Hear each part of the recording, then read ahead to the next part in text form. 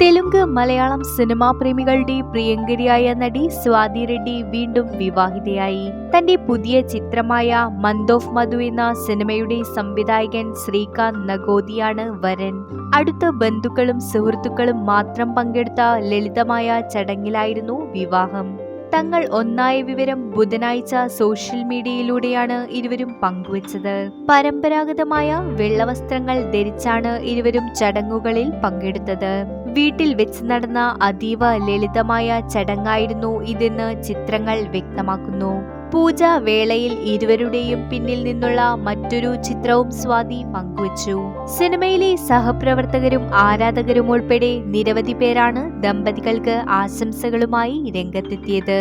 മലയാളത്തിൽ ലിജോ ജോസ് പെല്ലിശ്ശേരി സംവിധാനം ചെയ്ത ആമേൻ എന്ന ചിത്രത്തിലെ ശോശന്ന എന്ന കഥാപാത്രത്തിലൂടെ മലയാളി പ്രേക്ഷകരുടെയും പ്രിയങ്കരിയായി മാറിയ നടിയാണ് സ്വാതി.